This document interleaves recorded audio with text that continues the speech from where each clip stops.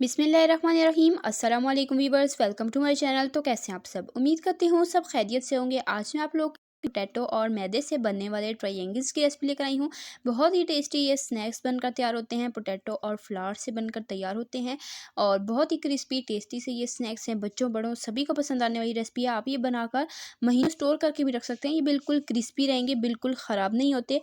आपने क्या करना है, रेसिपी को बिना स्किप किए एंड तक देखना है। चैनल पे नए हैं, चैनल को सब्सक्राइब कर लें। इससे हमारी हौसला अफजाई होती है, हमें पता चलता है कि हम कैसा काम करें। राइस की रेसिपी स्टार्ट करते हैं। बिस्मिल्लाहिर्रहमानिर्रहीम। सबसे पहले यहाँ पर मैंने आलू ले लिए हैं, 2 दरमियानी साइज़ के। इन्हें मैंने अच्छे से बॉयल करके छील लिया और अब मैं इसे मैश कर रही हूँ। तो आलूओं को अच्छे तरीके से मैश करना है कि इसमें चंक्स बिल्कुल भी नहीं होने चाहिए। तो यहाँ पर मैंने आलू को बहुत ही अच्छे तरीके से मैश कर लिया। अब इसमें स्पाइसेस शामिल करेंगे।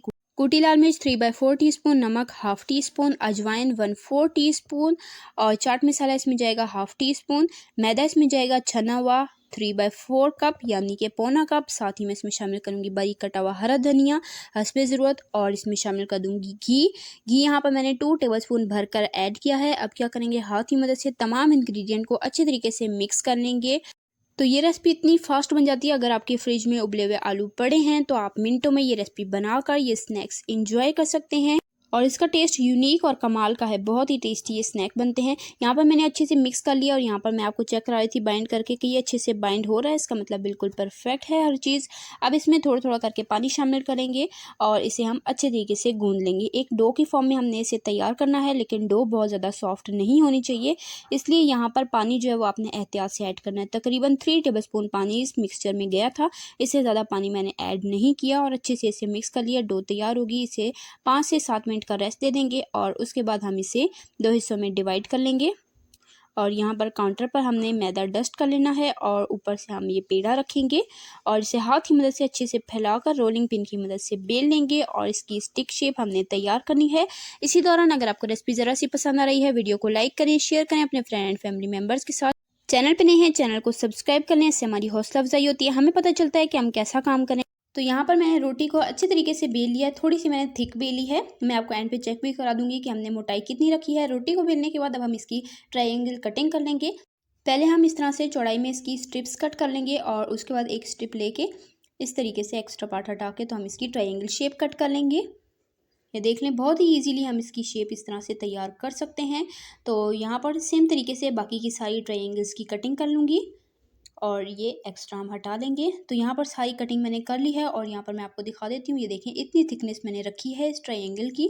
तो चलें जी, अब इसे हम फ्राई कर लेते हैं। फ्राई करने के लिए ऑयल को हाई फ्लेम पर अच्छे से गर्म कर लेंगे। जब ऑयल अच्छे से गर्म हो जाए, फ्लेम को मीडियम टू लो करेंगे। मीडियम टू लो फ्लेम पर हम इन ट्रायंगल को फ्राई करेंगे 5 से 7 मिनट तक। तो एक एक करके हम इस तरह से सारे ट्रायंगल्स इसमें ऐड कर देंगे। तो मैंने जितने ट्रायंगल्स बनाए थे वो 2 बैच में बनकर तैयार हुए थे। तो यहाँ पर सारे ट्रायंगल्स मैंने शामिल कर दिए हैं। 1 आध मिनट गुजरेगा तो ये फ्लोट होकर ऊपर आने लग जाएंगे और इस तरह से हमने इसे फ्राई कर लेना है। तकरीबन 3 से 4 मिनट हुए हैं इसे फ्राई होते हुए। ये थोड़े से सेट हो गए थे तो मैंने इसमें एक बार चम्मच चला लिया ताकि इवन कलर आए सब पर, अच्छे से ये क्रिस्पी हो सकें। तो यहाँ पर तकरीबन 7 मिनट इसे फ्राई होते हुए हो चुके हैं और बहुत ही खूबसूरत सा गोल्डन कलर आ चुका है। बिल्कुल हमारे स्नैक बिल्कुल क्रिस्पी होकर तैयार हो चुके हैं। चलें जी, अब इसे निकाल लेंगे और सेम तरीके से बाकी के भी सारे स्नैक्स बनाकर तैयार कर लेंगे। तो देखें जी, माशाल्लाह कितना खूबसूरत इस पर कलर आया है। तो इस तरह से आप ढेर सारे स्नैक्स बनाकर इन्हें अच्छी तरीके से ठंडा कर लें। जब ये बिल्कुल अच्छे से ठंडे हो जाएं तो किसी एयर टाइट जार में आप इसे फिल करके 1 महीने तक स्टोर करके रख सकते हैं। ये बिल्कुल क्रिस्पी रहेंगे। जब दिल चाहे आप निकालें और इसे गर्मा गर्म चाय के साथ सर्व करके एंजॉय कर सकते हैं। तो उम्मीद करती हूँ आपको मेरी आज की रेसिपी पसंद आई होगी। रेसिपी ज़रा सी पसंद आई, वीडियो को लाइक करें, शेयर करें फ्रेंड एंड फैमिली मेम्बर्स के साथ। तो इसी तरह की टेस्टी यम्मी रेसिपीज़ के लिए, सिंपल ईजी रेसिपीज़ के लिए, चाइनीज़ रेसिपीज़ के लिए, बेकिंग रेसिपीज़ के लिए, डेजर्ट रेसिपीज़ के लिए, रमजान स्पेशल रेसिपीज़ के लिए, बकरीद स्पेशल रेसिपीज़ के लिए, सिंपल ईजी रेसिपीज़ के लिए, हेल्दी रेसिपीज़ के लिए, स्नैक्स रेसिपीज़ के लिए मेरे चैनल को सब्सक्राइब करें। मैं आपके इस चैनल पर इसी तरह की टेस्टी यम्मी ईजी और सिंपल सी रेसिपीज़ लाती रहती हूँ। सब्सक्राइब करें ताकि आप हमारी कोई भी रेसिपी मिस ना करें। तो इस चैनल पर मैं आपके लिए डेली रेसिपीज़ शेयर करती रहती हूँ। तो चैनल को सब्सक्राइब करें, वीडियो पसंद आए लाइक करें, प्यारा सा कीमती सा कमेंट करके मुझे बताएं आपको रेसिपी कैसी लगी और आप मेरे चैनल पर किस तरह की रेसिपीज़ देखना चाहते हैं। तो इंशाल्लाह फिर मिलेंगे नेक्स्ट मज़ेदार, सिंपल, ईजी और टेस्टी सी रेसिपी के साथ। तब तक के लिए अल्लाह हाफिज़। अपना रखिएगा ढेर सारा ख्याल, मुझे दुआ में याद रखिएगा। अल्लाह हाफिज़।